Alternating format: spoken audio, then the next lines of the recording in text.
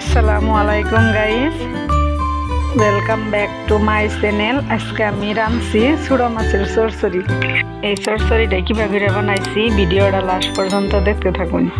যারা কোনোদিন মাছ রাঁধুন নেই তাদের জন্য উপকারে আপু ভিডিওটা, আপনারা ভিডিওটা স্কিপ না করে লাস্ট পর্যন্ত দেখতে থাকুন। এই চরচড়িটা বানাবার জন্য আমি ছোট মাছগুলো ভালো করে কাইটে বাইছে ধুয়ে নিছি। রকমের ছোট ছোট মাছ আছে, এই সবগুলা মাছ আমি সুন্দর করে ধুয়ে নিছি। এখন আমি নিয়ে নিলাম তিনটা মিডিয়াম সাইজের পেঁয়াজ, কয়টা কাঁচামরিচ আর একটা মিডিয়াম সাইজের টমেটো। সব কয়টা বস্তু আমি সুন্দর করে কাইটে নিছি। এখন আমি গ্যাসটা জ্বলায় একটা প্যান বসাই দিব। প্যানটা গরম হওয়ার তৈরি অপেক্ষা করুন।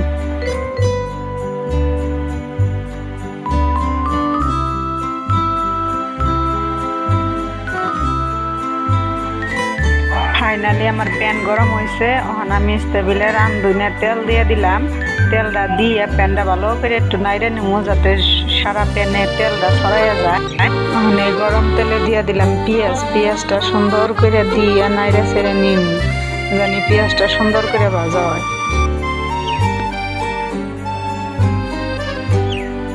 এখন দিয়ে দিলাম পরিমাণ মতন লবণটা দিয়ে আবার একটু নাড়াচাড়া করে নেবো।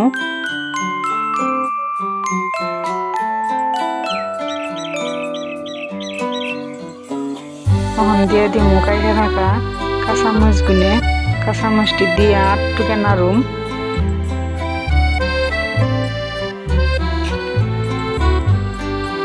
এখন দিয়ে দিলাম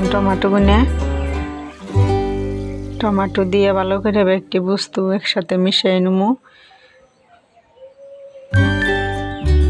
তারপরে দিয়ে দিলাম হলদির গুঁড়ে, তারপরে দিয়ে দিলাম জিরার গুঁড়ে। এখন দিয়ে দিব আদা রসুনের পেস্ট, ভালো করে নাইড়ে নেবো। এখন এই মশলাটি ভালো করে এখন কষাই এত টাইম পর্যন্ত কষামো যত টাইম এর থেকে তেল ছাইড়ে না দেয়। দেখুন মশলাটাই সুন্দর করে তেল ছাইড়ে দিছে। এখন আমি সব কটা ছোট মাছ দিয়ে দিব, দিয়ে ভালো করে মিশাই নেব। এখন আমার মাছগুলো মিশানি হইলে তারপরে একটা ডাকনি দিয়ে ডাইকে দিন, ডাইকে অল্প টাইম রান্না করুন। আর দেখুন আমার মাছটা কি সুন্দর হয়েছে। এখন আটটুকে ভালো করে কষাইয়ে এনে পানি দিয়ে দিন পরিমাণ মতন।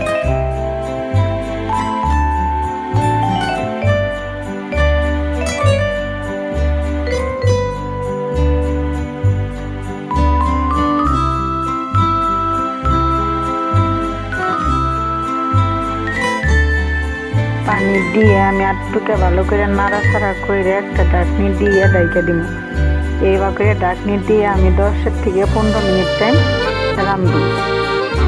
দেখুন এখন আমার মাছটা প্রায় হয়েছে।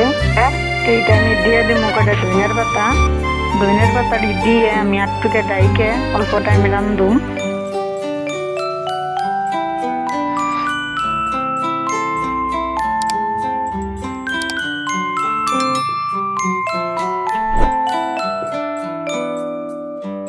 গাইস ফাইনালি রেডি হয়ে গেল আমার ছোট মাছের চরচড়ি।